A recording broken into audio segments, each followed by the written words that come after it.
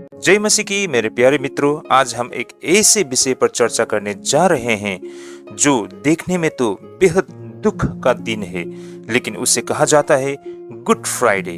तो भाई और बहनों, आज का विषय रहेगा, क्या ये सब परमेश्वर की गलती है, जैसे पाप, इंसान और गुड फ्राइडे का सच। मैं फिर से दोहराना चाहूंगा आज के विषय को, क्या ये सब परमेश्वर की गलती है, पाप, इंसान और गुड फ्राइडे का सच। भाई और बहनों, क्या आपने कभी सोचा है कि जिस दिन प्रभु यीशु मसीह को क्रूस पर चढ़ाया गया उसे गुड यानी कि अच्छा क्यों कहा जाता है। आज हम इस सच्चाई को बहुत ही आसान तरीके से समझने जा रहे हैं। भाई और बहनों, आज से करीब 2000 साल पहले एक निर्दोष व्यक्ति को, जिसने कभी पाप नहीं किया, उन्हें लोगों ने पकड़ लिया और उन्हें क्रूस पर चढ़ाया गया और उनकी हत्या कर दी गई। भाई और बहनों, और वो कौन थे? वे थे स्वयं यीशु मसीह। यह एक बहुत ही दुखद घटना थी, लेकिन इसी घटना में छुपी है हमारी सबसे बड़ी आशा। भाई और बहनों, समस्या इंसान का पाप था। बाइबल कहती है रोमियो 3:23 में, सब ने पाप किया है। आसान भाषा में समझे तो हम पैदाइशी झूठ बोलते हैं, हमने गलत काम किया है, हमने दूसरों को दुख दिया है। पाप हमें परमेश्वर से अलग कर देता है। उदाहरण के तौर पर, जैसे गंदगी साफ पानी को खराब कर देती है। भाई और बहनों, इन सब का समाधान आखिर क्या है?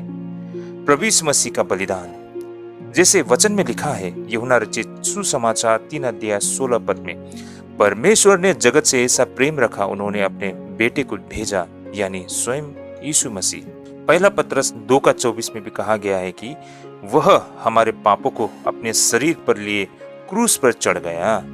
तो भाई और बहनों, सोचिए, जो सजा हमें मिलनी थी हमारे पापों के कारण, वह स्वयं यीशु मसीह ने अपने ऊपर ले ली। तो भाई और बहनों, इसे हम बिल्कुल एक जबरदस्त उदाहरण के तौर पर भी समझ सकते हैं। जैसे कि एक व्यक्ति अपराधी है, उसे जेल की सजा मिलती है, लेकिन एक निर्दोष व्यक्ति आता है और वह कहता है कि इसकी सजा मैं भुगतूंगा। अब इस कारण वो अपराधी आजाद हो जाता है। मेरे प्रिय मित्रों, यही यीशु मसीह ने हमारे लिए किया। भाई और बहनों, वो निर्दोष व्यक्ति स्वयं यीशु मसीह थे और अपराधी आप और हम थे। हमारे पापों को यीशु मसीह ने अपने सर पर ले लिया और हमारे लिए उस पाप को भुगता। तो फिर भाई और बहनों, इसे क्यों गुड फ्राइडे कहा गया है? क्योंकि उस दिन प्रभु यीशु मसीह का क्रूस पे बलिदान करने से हमारा पाप साफ हो गए, हमें नया जीवन मिला। अब हम वो पापी नहीं रहे। हमारा टूटा हुआ रिश्ता परमेश्वर से जुड़ गया और हमें एक नई आशा मिली। रोमियो 5:8 में कहा गया है कि जब हम पापी ही थे, मसीह हमारे लिए मरा। इसलिए ये दिन दुख का नहीं बल्कि प्रेम और उद्धार का दिन है। अब सवाल ये है कि हमें क्या करना चाहिए? यीशु के प्रेम को स्वीकार करनी चाहिए। हमें अपने जीवन को बदलने और दूसरों से हमें प्रेम करनी चाहिए, क्योंकि क्रूस हार नहीं जीत है। यीशु का प्रेम सबसे बड़ा है और हर इंसान के लिए आशा है। आप अकेले बिल्कुल नहीं हैं। तो भाई और बहनों, अब सवाल ये बनता है कि अगर परमेश्वर सब जानते थे, तो परमेश्वर ने इंसान को क्यों बनाया जब उन्हें पता था कि इंसान पाप करेगी? आगे उसी तरह भाई और बहनों, अगर गलती आदम की थी, जो पहला मानव जिसे परमेश्वर ने सृष्टि की थी, तो हम क्यों इस पाप को भुगते? क्या यह सब परमेश्वर की गलती नहीं है? आज हम भाई और बहनों, इन सवालों से हम नहीं भागेंगे, बल्कि सच्चाई को समझने के लिए प्रयास करेंगे। तो भाई और बहनों, पहला सवाल बनता है कि क्या परमेश्वर को पता था कि इंसान पाप करेगा? जवाब हाँ, परमेश्वर को पता था। भजन संहिता 139:16 में कहा गया है कि तेरी आंखों ने मेरे अपरिपक्व रूप को देखा है। परमेश्वर भविष्य जानता है भाई और बहनों, लेकिन एक बात हमें समझना होगा। जानना यानी कि नोइंग और मजबूर करना यानी कि फोर्सिंग, ये दोनों अलग चीजें हैं। उदाहरण के तौर पर इसे हम इस तरह समझ सकते हैं। मान लीजिए आपको पता है कि आपका बच्चा बड़ा होकर गलती करेगा, तो क्या आप उसे पैदा ही नहीं करेंगे, या फिर उसे प्रेम देंगे और सही रास्ता उन्हें सिखाएंगे? भाई और बहनों, इस तथ्य को हमें समझना होगा कि परमेश्वर ने हमें रोबोट नहीं बनाया है, बल्कि चुनाव करने के लिए हमें स्वेच्छा दी है। फ्री विल सबसे बड़ा कारण। अगर इंसान के पास चुनाव नहीं होता तो न प्रेम असली होता, न रिश्ता असली होता।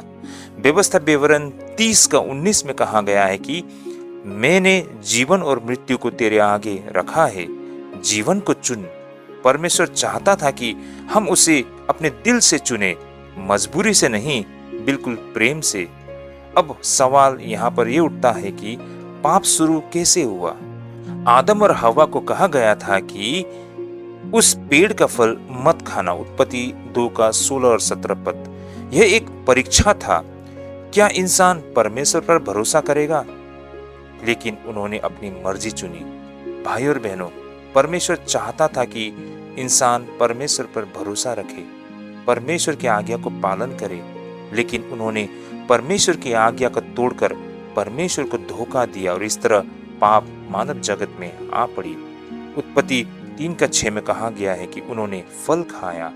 वो फल खाकर पाप हुआ ऐसा नहीं, बल्कि उन्होंने परमेश्वर की आज्ञा को उल्लंघन करके जो चीज न करने को कहा गया था वही चीज को उन्होंने किया, और इस तरह उन्होंने परमेश्वर की आज्ञा को उल्लंघन करके परमेश्वर के विरोधी बन गया।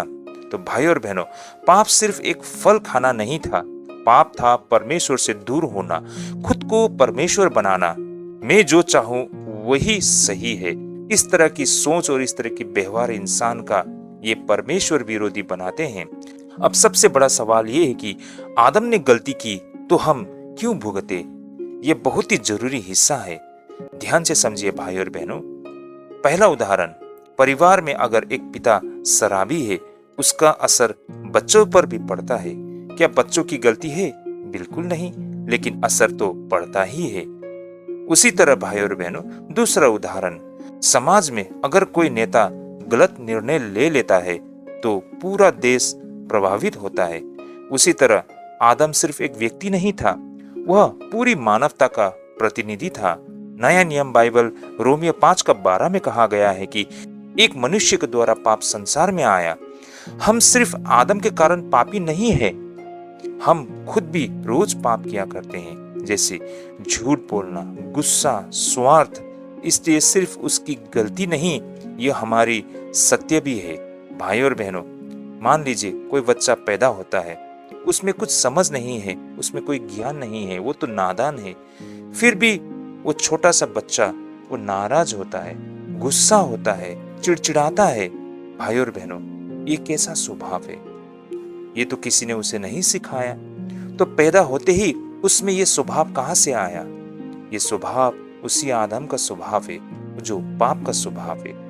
अब सीधा सवाल, क्या यह सब परमेश्वर की गलती है? अगर परमेश्वर इंसान को बनाता ही नहीं तो न दर्द होता, न पाप होता। लेकिन भाई और बहनों, हमें यह भी समझना होगा कि साथ ही न प्रेम होता, न खुशी, न रिश्ता। परमेश्वर ने यहाँ पर भाई और बहनों बहुत बड़ा जोखिम लिया है, क्योंकि वह प्रेम चाहता था। जैसा वचन में कहा गया है 1 यूहन्ना 4:8 में, परमेश्वर प्रेम है। भाई और बहनों, सबसे गहरी बात, परमेश्वर ने हमें सजा देकर खुद दूर नहीं बैठा है। जैसे परमेश्वर स्वयं यीशु मसीह के रूप में हमारे बीच आए। फिलिपियो 2:8 में कहा गया है, उसने अपने आप को दीन किया और मृत्यु तक आज्ञाकारी रहा। परमेश्वर खुद इंसान बनकर आया और हमारी सजा खुद उठाई। ये किसी जज जैसा नहीं है जो सजा देकर चला जाए। यह उस पिता जैसा है जो अपने बच्चे के लिए खुद दर्द सहता है। तो सच्चाई क्या है? पाप हमारी सच्चाई है, चुनाव हमारा है, लेकिन समाधान परमेश्वर ने दिया। अब हमें क्या करनी चाहिए? सच्चाई को स्वीकार करनी चाहिए, प्रभु यीशु मसीह के प्रेम को समझे, अपने जीवन को बदले। यूहन्ना 3:16 में कहा गया है, जो उस पर विश्वास करेगा नाश नहीं होगा। तो भाई और बहनों, यहाँ से आज हम ये समझ सकते हैं कि परमेश्वर ने हमें रोबोट नहीं बनाया, और साथ ही पाप सिर्फ आदम की गलती नहीं, हमारी भी सच्चाई है। परमेश्वर दोषी नहीं है भाई और बहनों, उन्होंने तो हमारे पाप का उद्धार के लिए बहुत बड़ा समाधान किया। और यीशु मसीह जिस क्रूस पे लटकाया गया था, वो क्रूस सजा नहीं है, वो तो परमेश्वर का प्रेम का प्रमाण है।